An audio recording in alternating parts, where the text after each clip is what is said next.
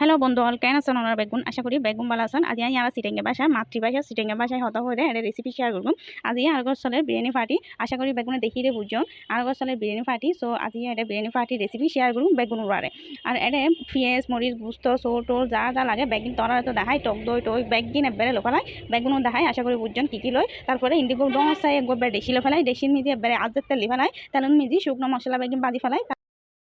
মশলা আমি বাজি ফেলানোর পরে এটা পরিমাণ মতো তেল দিম তারপর এটা এলাচি দালচিনি লং গুলং ইম বেকিন দিলে দেওয়ানোর পরে এটা রসুন কুচি করা ইন দি ফেলিম দিয়ে রেখে চাকানাকা করে লাড়া দিম তারপর এটা আবার আদা কুচি করা ইন দি ফেলিম তারপর পেঁয়াজ কুচি করে লেখি দিই ইন দি ফেলিম ইন কুচি করে দিন ইন আসলে ব্লেন্ডার করে দিই সো আপনারা চাইলে কুচি করে তারবেন ইন দিয়ে তারপর চাকানাকা করে আবার লাড়া দিম তারপর এটা ওর দি ফেলিম যাতে সুন্দর হয় ওর দি ফেলাই দেন পরিমাণ মতো ওর দিম ওর দিয়ে আবার ওকে চাকানাকা করে লাড়া দিম লাড়া দিয়ে হতো নইতে গুড়ি লেখুম তারপর আবার ওই ওলো দিম মশলা দিম এই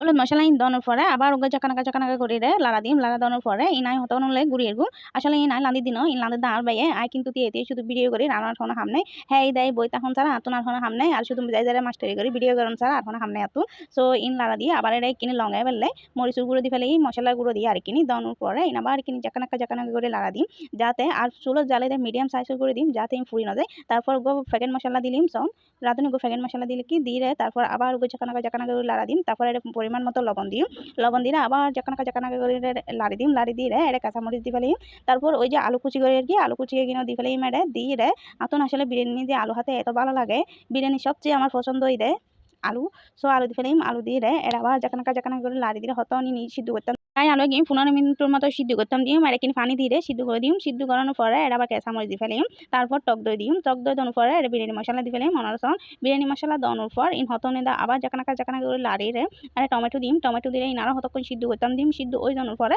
এটা পরিমাণ মতো পানি দিম সরাস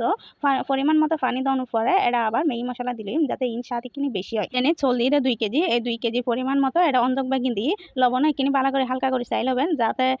পরবর্তী লবণ বেশি বা লবণ হোম এলে নয় তারপর এটা চল দেওয়ানোর পরে যখন চাকানাকা করে আবার কিনি লাড়া দিই তারপর চলে গুঁড়ি দিম যাতে সিদ্ধ হয়ে যাবো আর দেলা হিলি তখন ডলে সিদ্ধ নহবো দেরি হবো এতালে বাফি নজায় ফান ভালো করে গুঁড়ি দিম গুঁড়ি দেওয়ানোর পরে এই যে সন বাত ওকে প্রায় ওকে আর কিনি পানি আছে পানি টানি নিলেও যাবো আর ইনইতে ফাইনাল লুক সব বাতুর কালারিং কি সুন্দর কি অসাধারণ আতুন এখন দেখি আবার হেতে মনে হয় কিন্তু আর কোনো উপায় নাই উনতো ফেরত গিয়ে তো আই যেতে ঘরের প্রথম মেম্বার আতুন ওই দে আগতে হেবেলাম পড়বো কিছুকাল না দিলে আগতে আই হিম আর গায়ে টেস্ট করেছিলাম তারপর ঘরের বেগুন টেস্ট করবো তো এই শেপে এটা আগতে ফেলে না একটা প্লেট নিয়ে বাদ তো ফেলাই লইরে এটা এখানে সুন্দর করে ডিশ সাজাই সো এই পর্যন্ত এটা আর ভিডিও